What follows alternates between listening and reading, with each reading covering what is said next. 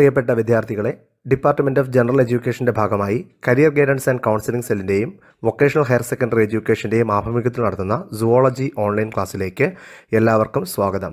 ഇന്ന് നമ്മൾ പഠിക്കാൻ പോകുന്നത് ഒരു പുതിയ ടോപ്പിക്കാണ്, മോളിക്കുലാർ ബേസിസ് ഓഫ് ഇൻഹെറിറ്റൻസ്. ഇതിൻ്റെ പാർട്ട് 1ലേക്ക് എല്ലാവർക്കും സ്വാഗതം.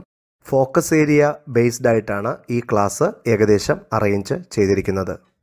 മോളിക്കുലാർ ബേസിസ് ഓഫ് ഇൻഹെറിറ്റൻസ് അഥവാ പാരമ്പര്യ സ്വഭാവത്തിൻ്റെ തന്മാത്രാ അടിസ്ഥാനം, ഈ ചാപ്റ്ററിൽ പ്രധാനമായിട്ടും ഉള്ള കണ്ടൻസിനെ കുറിച്ച് നമുക്ക് ആദ്യം ഡിസ്കസ് ചെയ്യാം.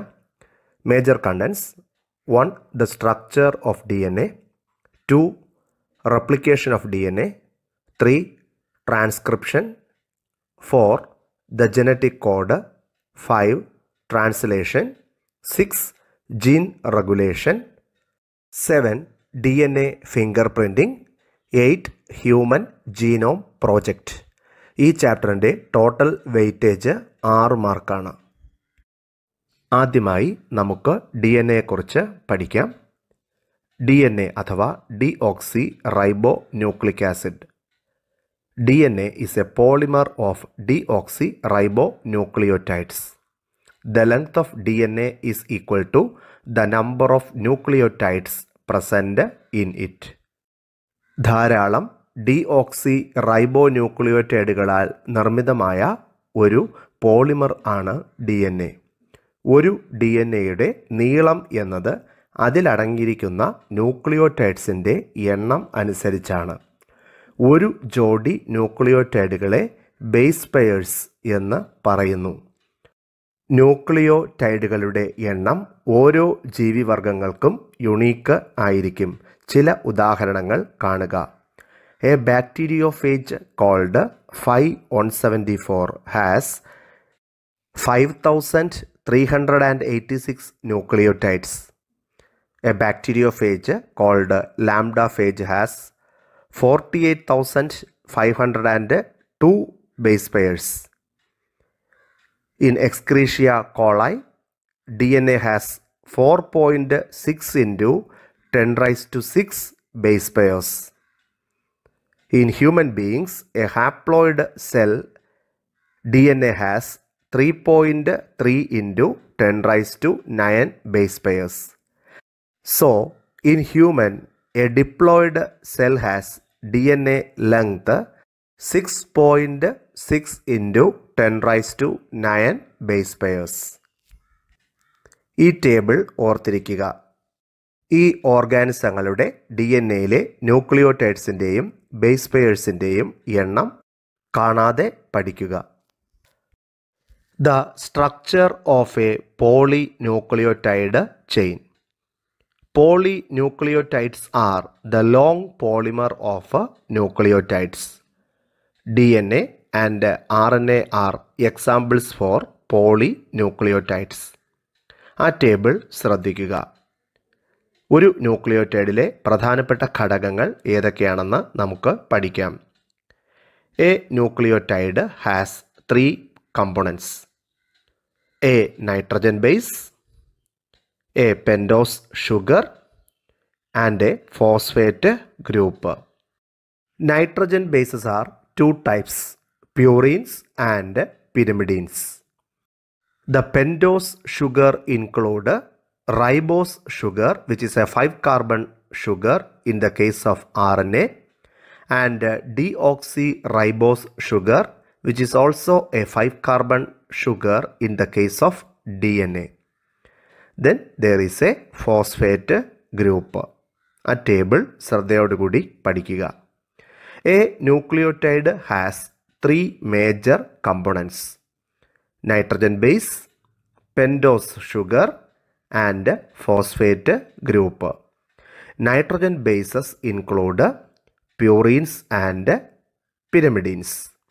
Purines are of 2 types: adenine, which is represented by capital A, and guanine, which is represented by capital G. Pyrimidines are of 3 types: cytosine, which is represented by capital C, thymine, which is represented by capital T. Thymine is 5-methyl uracil. The third pyrimidine nitrogen base is uracil, which is represented by U. This nitrogen base, that is uracil, is present in RNA. In RNA, thymine is absent, which is replaced by uracil. Pentose sugar. It is a 5-carbon sugar. In RNA, it is a ribose sugar. In DNA, it is a deoxyribose sugar. That is, an oxygen is absent in second carbon atom of a ribose sugar. So, this ribose sugar is known as 2-deoxyribose. A nitrogen base is linked to the OH group or hydroxyl group of first carbon atom of the pentose sugar. This bond is called N-glycosidic linkage or N-glycosidic bond. The product is called a nucleoside. That is, a nitrogen base is linked to the pentose sugar through N-glycosidic bond results in the formation of a nucleoside. ആ table ശ്രദ്ധിക്കുക.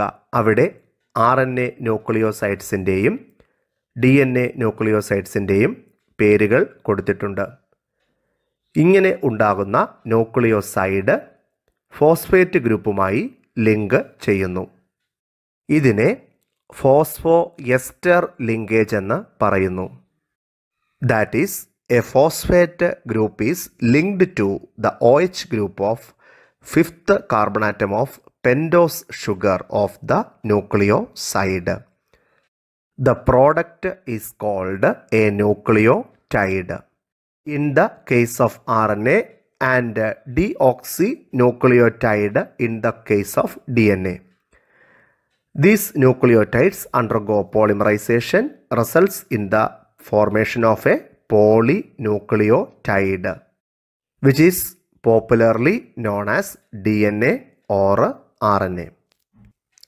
അതായത് ന്യൂക്ലിയോടൈഡുകൾക്ക് 3 ഘടകങ്ങൾ ഉണ്ട്. ഒരു nitrogen base, 5 കാർബണുള്ള പഞ്ചസാര തന്മാത്ര. RNAയിൽ ഇത് റൈബോസും DNAയിൽ ഇത് ഡീഓക്സിറൈബോസും ആണ്. കൂടാതെ ഒരു ഫോസ്ഫേറ്റ് ഗ്രൂപ്പും കാണുന്നു. നൈട്രജൻ ബേസുകൾ 2 തരം ഉണ്ട്. പ്യൂരീനുകളായ അഡിനീനും ഗ്വാനീനും, പിരിമിഡീനുകളായ സൈറ്റോസിനും യുറാസിലും തൈമിനും. അഡിനിൻ, ഗ്വാനിൻ, സൈറ്റോസിൻ ഇവ RNAയിലും DNAയിലും പൊതുവായി കാണുന്നു. തൈമിനുകൾ DNAയിൽ മാത്രം കാണുന്നു.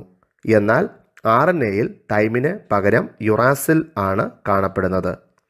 ഓരോ നൈട്രജൻ ബേസും പഞ്ചസാര തന്മാത്രയുടെ ഫസ്റ്റ് കാർബണുമായി N-ഗ്ലൈക്കോസിഡിക് രാസബന്ധനം മൂലം ബന്ധപ്പെട്ടിരിക്കുന്നു. ഇവയെ ന്യൂക്ലിയോസൈഡ്സ് എന്ന് വിളിക്കുന്നു. ഇങ്ങനെ ലഭിക്കുന്ന ന്യൂക്ലിയോസൈഡ് തന്മാത്രകൾ ഒന്നുകിൽ അഡിനോസിൻ അല്ലെങ്കിൽ ഡിയോക്സി അഡിനോസിൻ, ഗ്വാനോസിൻ അല്ലെങ്കിൽ ഡിയോക്സി ഗ്വാനോസിൻ, സൈറ്റിഡീൻ അല്ലെങ്കിൽ ഡിയോക്സി സൈറ്റിഡീൻ, യൂറിഡീൻ അല്ലെങ്കിൽ ഡിയോക്സി തൈമിഡിൻ എന്നിവയാണ്.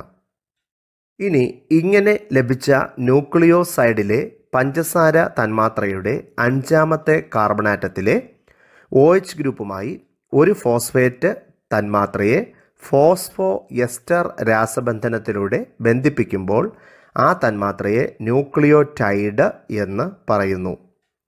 ഇവിടെ പഞ്ചസാര തന്മാത്ര ഡിഓക്സി റൈബോസ് ആണെങ്കിൽ അതിനെ ഡിഓക്സി ന്യൂക്ലിയോടൈഡ് എന്നും, പഞ്ചസാര തന്മാത്ര റൈബോസ് ആണെങ്കിൽ അതിനെ ന്യൂക്ലിയോടൈഡ് എന്നും വിളിക്കുന്നു. ഈ ന്യൂക്ലിയോടൈഡുകളും ഡിഓക്സി ന്യൂക്ലിയോടൈഡുകളും പോളിമറൈസ് ചെയ്ത് പോളി ന്യൂക്ലിയോടൈഡുകളായ RNAയും DNAയുമായി യഥാക്രമം മാറപ്പെടുന്നു. Overall structure of a polynucleotide. ഒരു പോളി ന്യൂക്ലിയോടൈഡിൻ്റെ സ്ട്രക്ചർ നമുക്കിനി പഠിക്കാം. ആ ഫ്ലോ ചാർട്ട് ശ്രദ്ധിക്കുക. A nitrogen base is linked to first carbon atom of the pentose sugar through N-glycosidic bond results in the formation of a nucleoside. Now, a phosphate group linked to fifth carbon atom of the ribose sugar of a nucleoside through phosphoester bond results in the formation of a nucleotide. Two nucleotides are linked by 3-5- phosphodiester bond results in the formation of a dinucleotide. Dinucleotide undergo polymerization which results in the formation of a polynucleotide, that is RNA and DNA. RNA is a polynucleotide, DNA is a polydeoxynucleotide. In this polymer of DNA and RNA, the backbone is sugar and phosphate. In RNA, each nucleotide has an additional OH group at 2- carbon atom of the ribose, that is free 2-OH. So, RNA is highly reactive than DNA because in DNA, 2- carbon atom of the ribose sugar lacks oxygen. So, sugar is called deoxyribose. That is why DNA is less reactive than RNA. In figure 1, we can see two ends of DNA, 5- end and 3- end. At 5- end, a phosphate group is free. At 3- end, an OH group or hydroxyl group is free. അതായത് ഒരു nitrogen ബേസും pentose ഷുഗറും തമ്മിൽ N-ഗ്ലൈക്കോസിഡിക് ബന്ധനത്തിലൂടെ nucleoside ഉണ്ടാകുന്നു.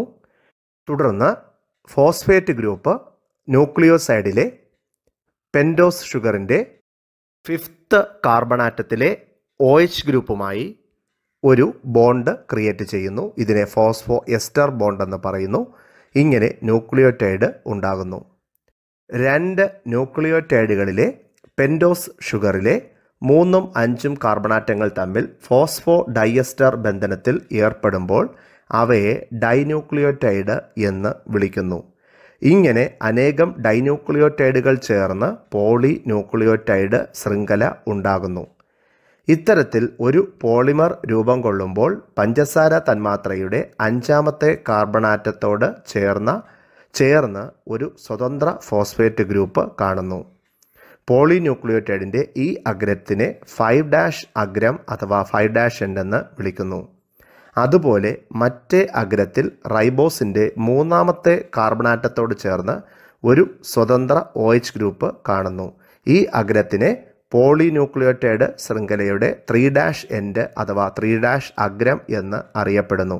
അതുകൊണ്ട് ഒരു DNA-ക്കും RNA-ക്കും 2 എൻഡുകൾ ഉണ്ടായിരിക്കും, 5- എൻഡും 3- എൻഡും. 5- എൻഡിൽ ഒരു ഫോസ്ഫേറ്റ് ഗ്രൂപ്പ് ഫ്രീ ആയി കാണുന്നുവെങ്കിൽ 3- എൻഡിൽ ഒരു OH ഗ്രൂപ്പ് ഫ്രീ ആയി കാണുന്നു. പോളിന്യൂക്ലിയോടൈഡിൻ്റെ നട്ടെല്ല് എന്ന് പറയുന്നത് പഞ്ചസാര തന്മാത്രയും ഫോസ്ഫേറ്റ് ഗ്രൂപ്പും ചേർന്നതാണ്.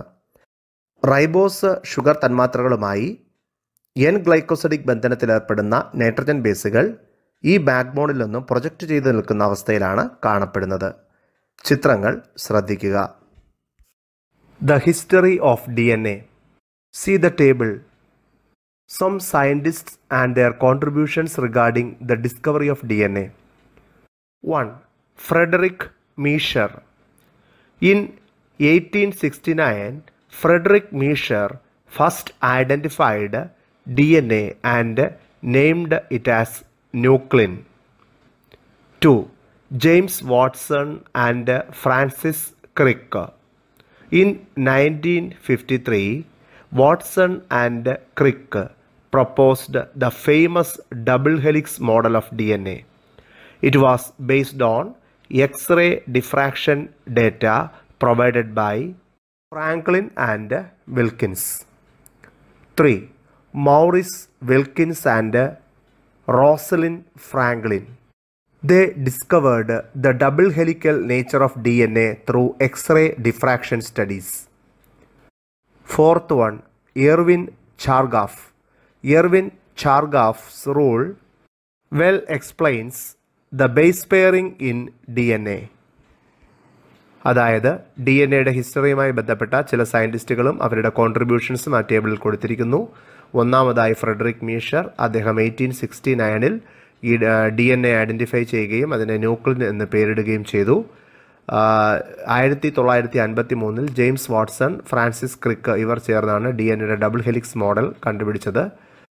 ഈ കണ്ടുപിടുത്തത്തിന് സഹായമായത് വിൽക്കിൻസിൻ്റെയും ഫ്രാങ്ക്ലിൻ്റെയും എക്സ്റേ ഡിഫ്രാക്ഷൻ ഡേറ്റയായിരുന്നു. Morris Wilkins and Rosalind Franklin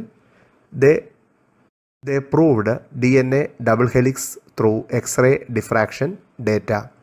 Erwin Chargaff proposed base pairing ratios in DNA molecule, which is called Erwin Chargaff's rule. The salient features of DNA double helix. 1. DNA is made of 2 polydeoxynucleotide chains where the backbone is sugar phosphate. 2 പോളിന്യൂക്ലിയോറ്റൈഡ് ഇഴകളാൽ നിർമ്മിക്കപ്പെട്ട D N എയുടെ നട്ടെല്ല് sugar phosphate ബന്ധനം ആണ്. 2. The 2 chains have anti-parallel polarity. That is, one chain has the polarity 5' to 3' direction and the other chain has opposite polarity, that is 3' to 5' direction. ഒരു D N എയിലെ 2 ചെയിൻസും എതിർദിശയിൽ പരസ്പര സമാന്തര ശ്രേണികളായി കാണുന്നു. ഒരു ചെയിൻ്റെ ധ്രുവത 5' to 3' ഡയറക്ഷനിലാണെങ്കിൽ മറ്റേതിൻ്റെ ധ്രുവത 3' to 5' ഡയറക്ഷനിൽ ആയിരിക്കും. ഇതിനെ ആൻറ്റി പാരലൽ പൊളാരിറ്റി എന്ന് പറയുന്നു. 3. The bases in 2 strands are paired through hydrogen bonds, forming base pairing. Adenine always pairs with the thymine. Similarly, cytosine pairs with the guanine. There are 2 hydrogen bonds between adenine and thymine and 3 hydrogen bonds between cytosine and guanine. Hydrogen bonding provides stability to DNA. So a GC-rich DNA is more stable than AT-rich DNA because more hydrogen bonds are present in GC-rich DNA. ഒരു D N എയിലെ 2 പോളിന്യൂക്ലിയോറ്റൈഡ് ചെയിനുകളിലെ nitrogen ബേസുകളെ hydrogen ബോണ്ടിനാൽ ബന്ധിച്ചിരിക്കുന്നു. ഇങ്ങനെ base പെയറുകൾ ഉണ്ടാകുന്നു. 2 തരം base പെയറുകൾ ഉണ്ട്. Adenine തൈമിനുമായി 2 hydrogen ബോണ്ടിനാലും cytosine ഗ്വാനിനുമായി 3 ഹൈഡ്രജൻ ബോണ്ടിനാലും ബന്ധിച്ചിരിക്കുന്നു. ഇതാണ് പ്യൂറിൻ പിരിമിഡിൻ ബോണ്ടിംഗ്. ഇത് ഇഴകൾക്കിടയിലെ ദൂരം നിജപ്പെടുത്തുന്നു. മാത്രമല്ല, ഇഴകൾക്കിടയിലെ നൈട്രജൻ ബേസ് പെയറിങ്ങിൽ കാണുന്ന ഈ ഹൈഡ്രജൻ ബോണ്ടിങ്ങുകളാണ് ഡി എൻ എക്ക് സ്റ്റെബിലിറ്റി നൽകുന്നത്. 4. DNA coiled in right-handed fashion. The pitch of DNA helix is 3.4 nanometer or 34 angstrom. 1 nanometer is 10⁻⁻⁹ meter. The number of base pairs is equal to 10 base pair per turn of DNA. Distance between adjacent base pair is 3.4 nanometer divided by 10 base pairs. That is 0.34 nanometer or 3.4 angstrom. അതായത് ഒരു D N എയുടെ 2 ഇഴകളും വലതുഭാഗത്തേക്ക് ചുറ്റപ്പെട്ട് കാണപ്പെടുന്നു. 2 ചുറ്റുകൾ തമ്മിലുള്ള അകലം 3.4 nanometre അഥവാ 34 angstrom.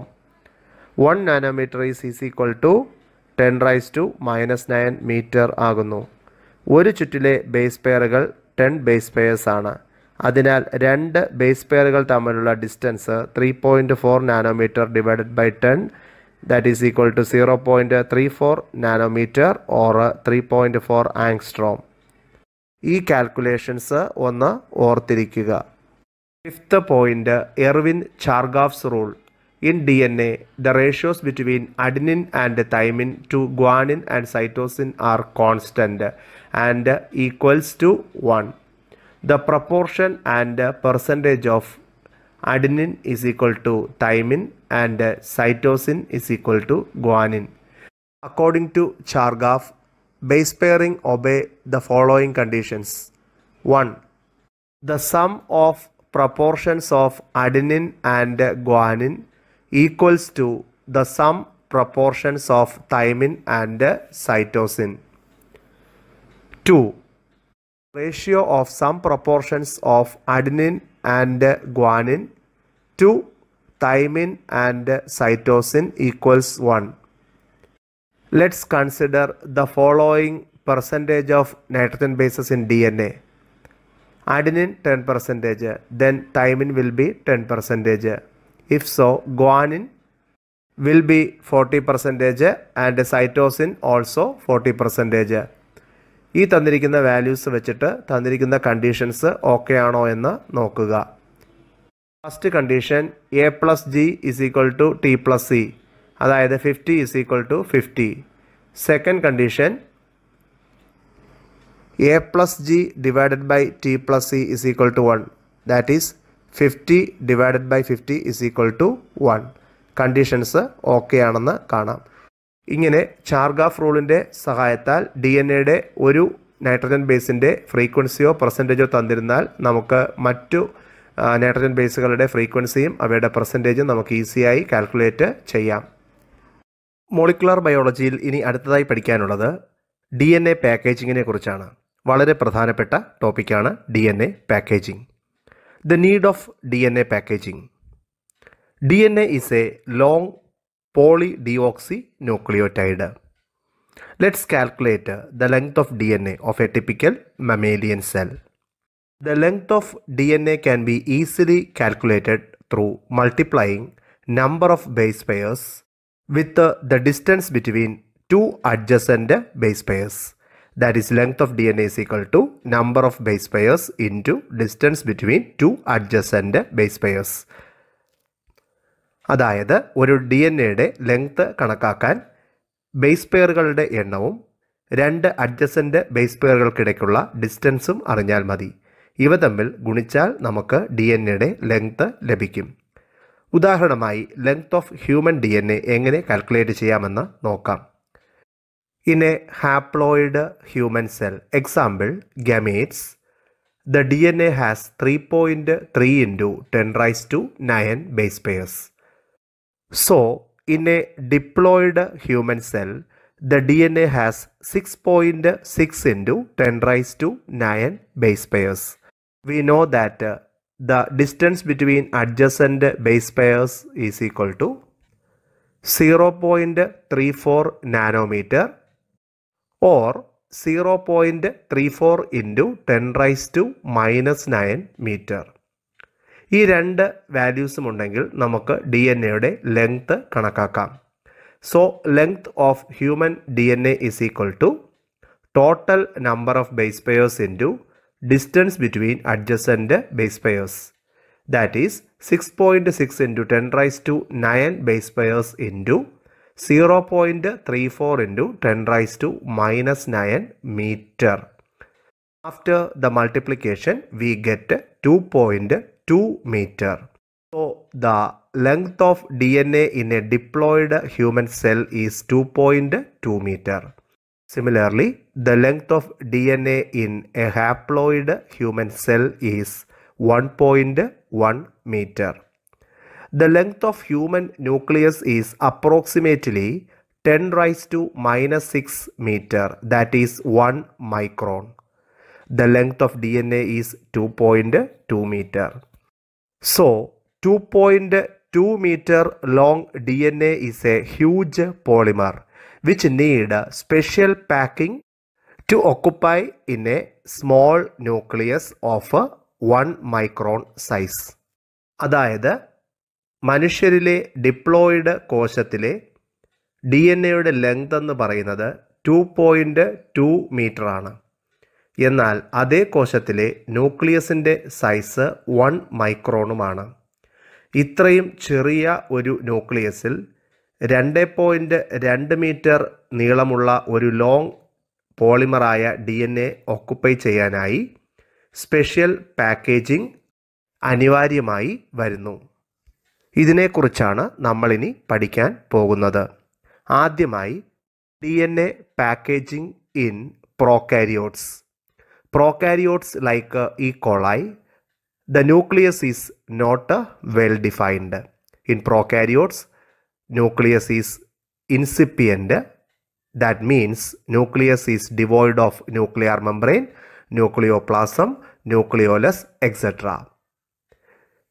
The charge of DNA is always negative. The negatively charged DNA is held together with positively charged proteins and this form a structure called the nucleoid. അതായത് നമ്മൾ ആദ്യമായി പഠിക്കുന്നത് പ്രോകാരിയോട്സിലെ DNA പാക്കേജിങ്ങിനെ കുറിച്ചാണ്. ഉദാഹരണമായി ഈ കോളയുടെ കാര്യമെടുത്താൽ അതിൻ്റെ ന്യൂക്ലിയസ് വെൽ ഡിഫൈൻഡ് അല്ല. അതായത് ഈ ന്യൂക്ലിയസിന് ന്യൂക്ലിയർ മെംബ്രെയിനോ ന്യൂക്ലിയോപ്ലാസമോ ന്യൂക്ലിയോലസോ ഒന്നും തന്നെ ഇല്ല. DNA ചാർജ് നെഗറ്റീവ് ആണല്ലോ. നെഗറ്റീവ് ചാർജുള്ള DNA പോസിറ്റീവ് ചാർജുള്ള പ്രോട്ടീൻസുമായി ബന്ധിക്കപ്പെട്ട് ന്യൂക്ലിയോയിഡ് എന്ന സ്ട്രക്ചർ ഉണ്ടാകുന്നു. ഇതാണ് പ്രോകാരിയോട്സിൽ കാണുന്ന ലോ ലെവൽ DNA പാക്കേജിംഗ്. താഴെ കൊടുത്തിരിക്കുന്ന കാൽക്കുലേഷൻ കാണുക. In E. coli, length of DNA is 1.36 millimeter. That is 1.36 into 10 raised to minus 3 meter. So the total number of base pairs in E. coli DNA is equal to 1.36 into 10 raised to minus 3 meter divided by 0.34 into 10 raised to minus 9 meter. So in E. coli, the total number of base pairs is equal to 4 into 10 raised to 6. ഇനി അടുത്തതായി യൂക്കാരിയോട്സിലെ DNA പാക്കേജിങ്ങിനെ കുറിച്ച് പഠിക്കാം. വളരെ complex ആയ ഒരു packaging മെക്കാനിസമാണ് യൂക്കാരിയോട്സിൽ കാണുന്നത്. ഇതിനെ ന്യൂക്ലിയോസോം concept എന്ന് പറയുന്നു. In eukaryotes DNA packaging is more complex process. The negatively charged DNA is wrapped around positively charged chromosomal proteins or histone octamer to form a structure called nucleosome. അതായത് യൂക്കാരിയോട്സിൽ വളരെ complex ആയ DNA packaging mechanism കാണുന്നു. യൂക്കാരിയോട്സിൽ positive ചാർജുള്ള chromosomal പ്രോട്ടീൻസായ histone ഒക്ടാമറിനെ negative ചാർജുള്ള DNA പോളിമറിനാൽ ചുറ്റപ്പെട്ട് രൂപം കൊള്ളുന്ന ഒരു ഘടന ഉണ്ടാകുന്നു. ഇതിനെ ന്യൂക്ലിയോസോം എന്ന് വിളിക്കുന്നു. Histones are chromosomal protein. They are positively charged as they are rich in basic amino acids like lysine and arginine. Major histones are histone 2A, histone 2B, histone 3, histone 4 and histone 1. Histone 1 is known as linker histone. അതായത് ഹിസ്റ്റോണുകൾ ക്രോമസോമിൽ കാണുന്ന proteins ആണ്. ഇവയ്ക്ക് positive ചാർജാണ് ഉള്ളത്. കാരണം ഈ പ്രോട്ടീൻസിൽ lysine, ആർജിനീൻ എന്നീ ബേസിക്കായ അഥവാ alkalinity ഉള്ള അമിനോ ആസിഡുകളാണ് ധാരാളമായി കാണുന്നത്. അതുകൊണ്ടാണ് ഹിസ്റ്റോൺസിന് പോസിറ്റീവ് ചാർജ് ഉള്ളത്. പ്രധാനമായും ക്രോമസോമിൽ കാണുന്ന ഹിസ്റ്റോണുകളാണ് H2A, H2B, H3, H4 and H1. ഇതിൽ H1നെ ലിങ്കർ ഹിസ്റ്റോൺ എന്ന് പറയുന്നു. 2 H2A, 2 H2B, 2 H3, 2 H4 എന്നിവ ഓർഗനൈസ് ചെയ്താണ് ഹിസ്റ്റോൺ ഒക്ടാമർ ഉണ്ടാകുന്നത്. ഹിസ്റ്റോൺ ഒക്ടാമറിൽ 8 ഹിസ്റ്റോൺ മോളിക്യൂൾസ് കാണുന്നു. ഇനി ഒരു ന്യൂക്ലിയോസോമിൻ്റെ ഘടന കാണിക്കുന്ന ചിത്രം ശ്രദ്ധിക്കുക. ഒരു ന്യൂക്ലിയോസോമിൽ 200 ബേസ് പെയർ DNA ഉണ്ടായിരിക്കും. ഇതിനെ കൂടാതെ ഹിസ്റ്റോൺ ഒക്ടാമറും DNA-യുടെ ഫ്രീ എൻഡ്സിനെ ലിങ്ക് ചെയ്യുന്ന അല്ലെങ്കിൽ സീൽ ചെയ്യുന്ന ലിങ്കർ ഹിസ്റ്റോണായ H1 ഉണ്ടായിരിക്കും. അതിനാൽ ഹിസ്റ്റോൺ ഒക്ടാമറിനെ ചുറ്റി കാണപ്പെടുന്ന 200 ബേസ് പെയർ DNA-യും ഈ DNA-യുടെ അഗ്രങ്ങളെ സീൽ ചെയ്യുന്ന H1 അഥവാ ലിങ്കർ ഹിസ്റ്റോണും ചേരുന്നതാണ് ഒരു ന്യൂക്ലിയോസോം. അതുകൊണ്ട് തന്നെ ഒരു ടിപ്പിക്കൽ ഹ്യൂമൻ ന്യൂക്ലിയോസോമിൽ 200 ബേസ് പെയർ DNA ഉണ്ടായിരിക്കും. ആ ചിത്രം ശ്രദ്ധിച്ച് ന്യൂക്ലിയോസോമിൻ്റെ പാർട്ടുകൾ മനസ്സിലാക്കുക. വളരെ ഇമ്പോർട്ടൻ്റ് ആണ്. ഇനി നമുക്ക് ഒരു ഹ്യൂമൻ ന്യൂക്ലിയസിൽ എന്തുമാത്രം ന്യൂക്ലിയോസോംസ് കാണും എന്ന് കാൽക്കുലേറ്റ് ചെയ്യാം. ഒരു ഹ്യൂമൻ ന്യൂക്ലിയസിലെ DNA-യുടെ ടോട്ടൽ ബേസ് പെയറിൻ്റെ എണ്ണം 6.6 × 10⁹ ബേസ് പെയർ ആണല്ലോ. എന്നാൽ ഒരു ന്യൂക്ലിയോസോമിലെ ബേസ് പെയറിൻ്റെ എണ്ണം 200 ബേസ് പെയർ ആണ്, അല്ലെങ്കിൽ 2 × 10⁻² ബേസ് പെയർസ്. ഇനി നമുക്ക് ഒരു സെല്ലിലെ അല്ലെങ്കിൽ ഒരു ന്യൂക്ലിയസിലെ ന്യൂക്ലിയോസോംസിൻ്റെ ടോട്ടൽ നമ്പർ കണക്കാക്കാം. അതായത് total base pair divided by base pair in nucleosome. 6.6 × 10⁹ divided by 2 × 10⁻² base pair. So the total number of nucleosomes is equal to 3.3 × 10⁻⁷ nucleosomes per nucleus. Or simply we can say that in a diploid human cell or nucleus there are 33 million nucleosomes. So a nucleosome is the basic unit of DNA packaging in eukaryotes. A nucleoid is the basic unit of DNA packaging in prokaryotes. അടുത്തതായി എന്താണ് chromatin അഥവാ chromatin തന്തുക്കൾ എന്ന് പഠിക്കാം. The chromatin. Many repeating units of nucleosomes together form a thread-like colored structure in nucleus called chromatin. കോശങ്ങളുടെ മർമ്മത്തിൽ കാണുന്ന ന്യൂക്ലിയോസോം ഘടനയുടെ ആവർത്തനങ്ങളെ ക്രോമാറ്റിനുകൾ എന്ന് പറയുന്നു. വർണ്ണകങ്ങൾ ഉപയോഗിച്ച് സ്റ്റെയിൻ ചെയ്യുമ്പോൾ ഇവ നിറമുള്ള ഇഴകളായി മാറുന്നു. ക്രോമാറ്റിൻ സ്റ്റെയിനിങ്ങിനെ ഹെറ്ററോപിക്നോസിസ് എന്ന് പറയുന്നു. The nucleosomes in chromatin appear like beads on string. Electron മൈക്രോസ്കോപ്പിലൂടെ നിരീക്ഷിച്ചാൽ ന്യൂക്ലിയോസോമുകൾ DNA ആകുന്ന നൂലിൽ കോർത്ത മുത്തുകൾ പോലെ കാണുന്നു. ആ ചിത്രങ്ങൾ ശ്രദ്ധിക്കുക. The chromatin condensed to form chromosome during metaphase. For the condensation of chromatin to form chromosome, it requires higher level packaging. After this higher level packaging of chromatin, it is condensed to form chromosome. For the condensation of chromatin, additional set of proteins are required. These proteins are called non-histone chromosomal protein or NHC. അതായത് higher level packaging of ക്രോമാറ്റിനെ കുറിച്ച് ഇനി പഠിക്കാം. Chromatin contents ചെയ്ത് ക്രോമസോമായി മാറുന്നു. ക്രോമസോമിൽ chromatin തന്തുക്കളെ കൂട്ടിച്ചേർത്ത് നിർത്താൻ സഹായിക്കുന്നത് histone ഇതര മാംസ്യങ്ങൾ അഥവാ നോൺ ഹിസ്റ്റോൺ ക്രോമസോമൽ പ്രോട്ടീൻ അഥവാ NHC സഹായിക്കുന്നു. ഇതിനെ ഹയർ ലെവൽ പാക്കേജിംഗ് എന്ന് പറയുന്നു. Types of chromatin. There are two types of chromatin, euchromatin and heterochromatin. Euchromatin is loosely packed. Heterochromatin is densely packed. Euchromatin is transcriptionally active chromatin. Heterochromatin is transcriptionally inactive chromatin. Euchromatin stains light. Heterochromatin stains dark. This differential staining of chromatin is called heteropyknosis.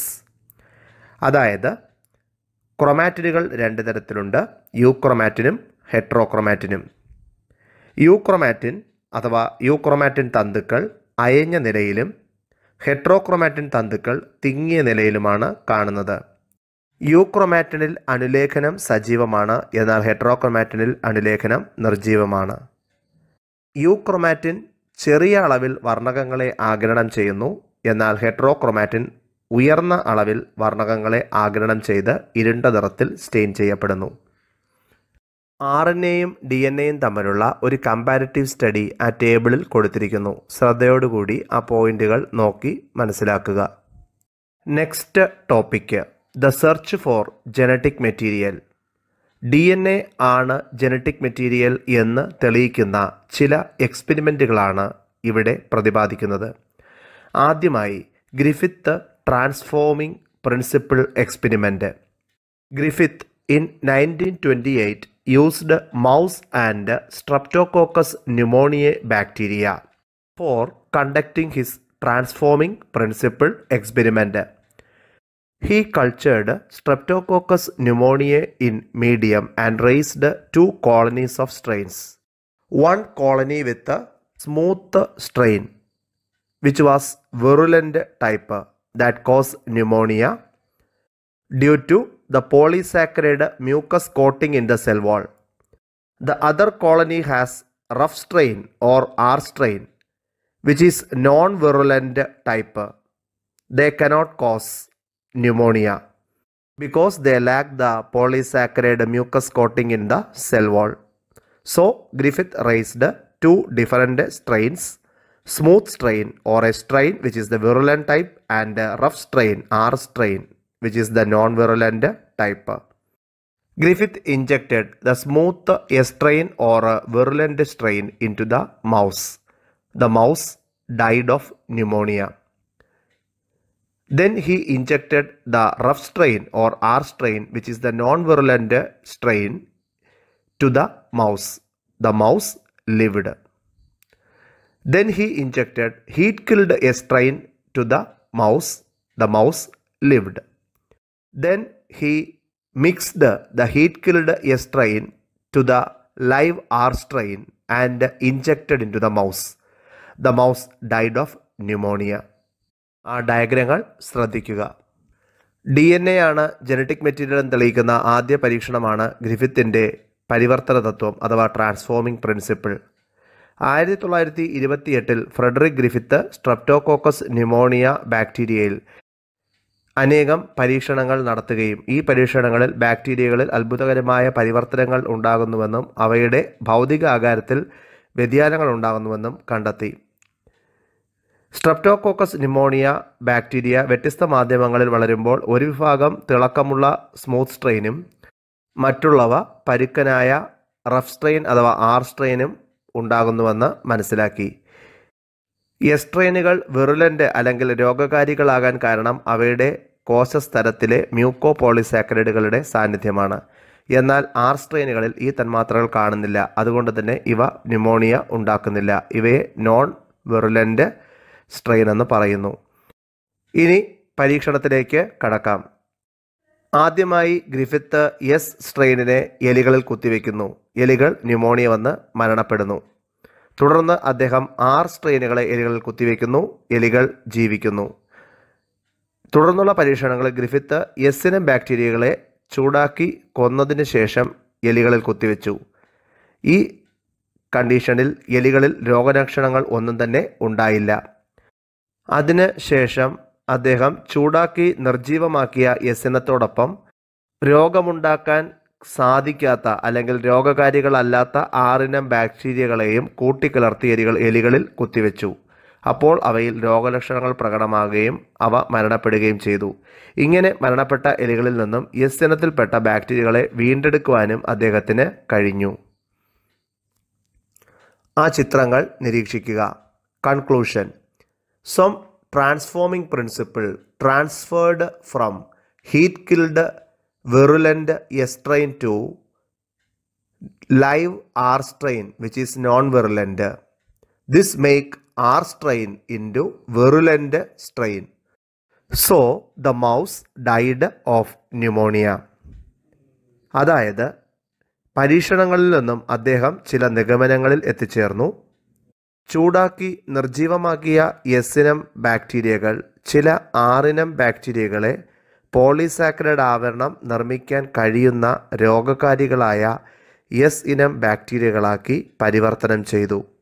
ഇതിനെ transformation എന്ന് പറയുന്നു. ഇങ്ങനെ 6 ഇനങ്ങൾ രോഗകാരികളായി മാറുകയും ചെയ്തു. അതുകൊണ്ടാണ് pneumonia വന്ന് മരണപ്പെട്ട എലികളിൽ നിന്നും അദ്ദേഹത്തിന് രോഗകാരികളായ എസ് ഇനത്തിൽപ്പെട്ട ബാക്ടീരിയകളെ വീണ്ടെടുക്കാൻ സാധിച്ചത്.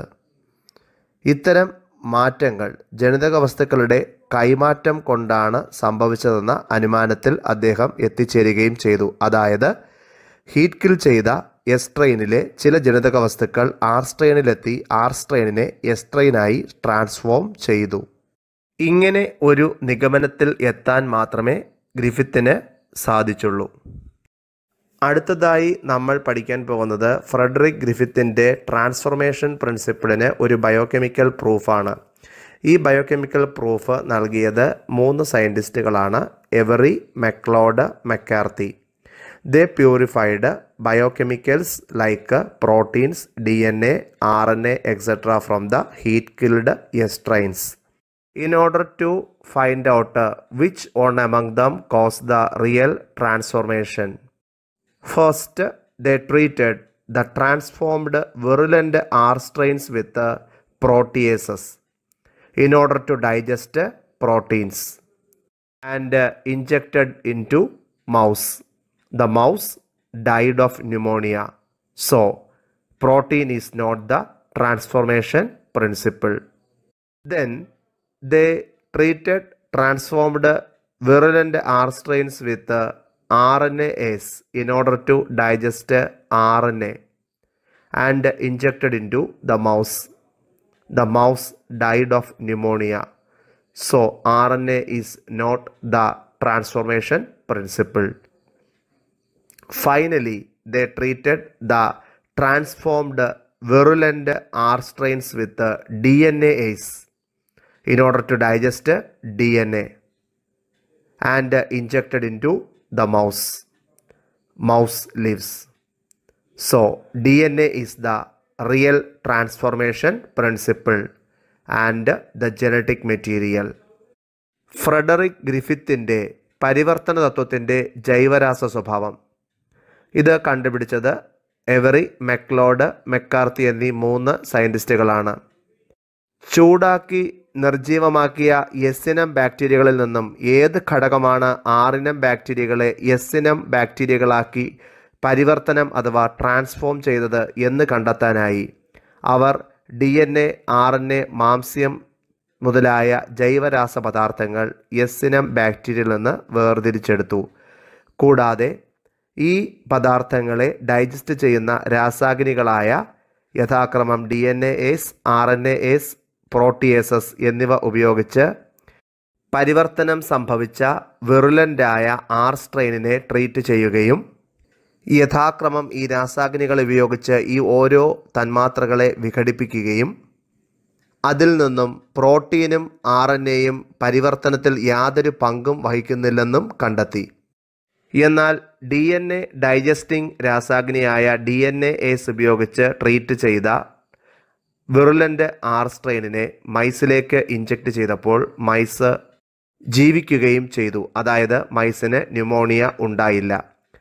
ഇതിൽ നിന്നും ഒരു കാര്യം മനസ്സിലായി: DNA ആണ് പോളിസാക്കറൈഡ് കോട്ട് ഉണ്ടാക്കിയതെന്നും ഇതേ വസ്തുവാണ് നോൺ വിറുലൻ്റായ ആർ സ്ട്രെയിനെ വിറുലൻ്റായ ആർ സ്ട്രെയിനായി ട്രാൻസ്ഫോം ചെയ്തത് എന്നും വ്യക്തമായി.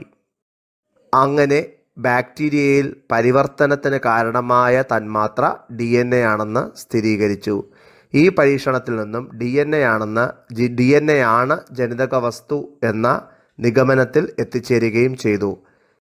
The second experimental proof for genetic material, that is DNA, by Hershey and Chase.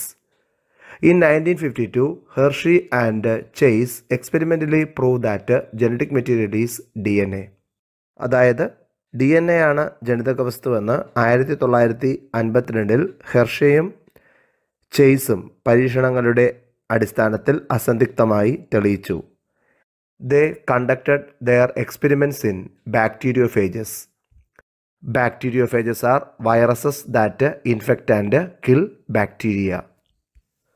During infection, bacteriophages inject their genetic material into the bacteria cell. The aim of Hershey and Chase experiment was to identify the component of bacteriophage, whether it is DNA or protein that enter into the bacterium. അതായത് bacteria ഫോജികൾ ബാക്ടീരിയയെ infect ചെയ്തതിന് ശേഷം അവയുടെ ജനിതക വസ്തുവിനെ bacteria കോശങ്ങളിലേക്ക് പ്രവേശിപ്പിക്കുന്നു. ഈ വിധത്തിൽ ബാക്ടീരിയയിൽ പ്രവേശിക്കുന്ന വൈറസിൻ്റെ കണങ്ങൾ DNA ആണോ മാംസ്യമാണോ അല്ലെങ്കിൽ അതായത് പ്രോട്ടീനാണോ എന്ന് തിരിച്ചറിയുക എന്നതായിരുന്നു ഹെർഷെ ആൻഡ് ചെയ്സ് എന്നീ ശാസ്ത്രജ്ഞന്മാർ നടത്തിയ പരീക്ഷണത്തിൻ്റെ പ്രധാന ഉദ്ദേശ്യ ലക്ഷ്യം. ഇനി എക്സ്പെരിമെൻറ്റിലേക്ക് കടക്കാം. Hershey and Chase grew some bacteriophages in medium 1 containing radioactive phosphorus P32. Phages show radioactivity in their DNA.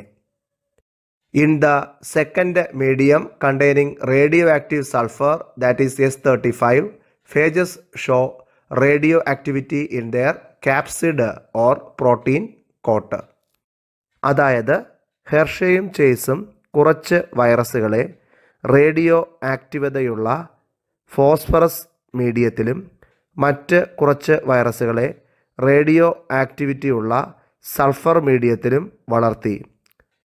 Medium 1 radio active phosphate അടങ്ങുന്ന മാധ്യമത്തിൽ വളർത്തിയ വൈറസുകളുടെ DNA-യിൽ ഫോസ്ഫറസ് ഉള്ളത് കാരണം DNA-യിൽ റേഡിയോ ആക്റ്റിവത കണ്ടെത്തി. എന്നാൽ അതുപോലെ തന്നെ മീഡിയം 2 സൾഫർ റേഡിയോ ആക്റ്റിവതയുള്ള മീഡിയത്തിൽ വളർത്തിയ വൈറസുകളുടെ പ്രോട്ടീൻ ആവരണത്തിൽ സൾഫർ ഉള്ളതുകൊണ്ട് പ്രോട്ടീൻ ആവരണമായ ക്യാപ്സിഡിലും റേഡിയോ ആക്റ്റിവത കണ്ടെത്തി. അതായത് മീഡിയം 1 വളർത്തിയ ബാക്ടീരിയോഫേജുകളിൽ DNA-ക്ക് റേഡിയോ ആക്റ്റിവത കണ്ടെത്തി, എന്നാൽ ക്യാപ്സിഡിൽ റേഡിയോ ആക്റ്റിവത ഇല്ലായിരുന്നു. അതുപോലെ മീഡിയം 2 വളർത്തിയ ബാക്ടീരിയോഫേജുകളിൽ ക്യാപ്സിഡിൽ റേഡിയോ ആക്റ്റിവത ഉണ്ടായിരുന്നു, എന്നാൽ DNA-യിൽ റേഡിയോ ആക്ടിവിറ്റി ഇല്ലായിരുന്നു. ഇങ്ങനെ 2 മീഡിയത്തിലും വളർത്തിയ റേഡിയോ ആക്റ്റിവതയുള്ള ബാക്ടീരിയോഫേജുകളെ ഈക്കോളൈ ബാക്ടീരിയകളിലേക്ക് പരീക്ഷണാടിസ്ഥാനത്തിൽ സന്നിവേശിപ്പിച്ചു. ആ സ്റ്റെപ്പുകൾ താഴെ കൊടുത്തിരിക്കുന്നു.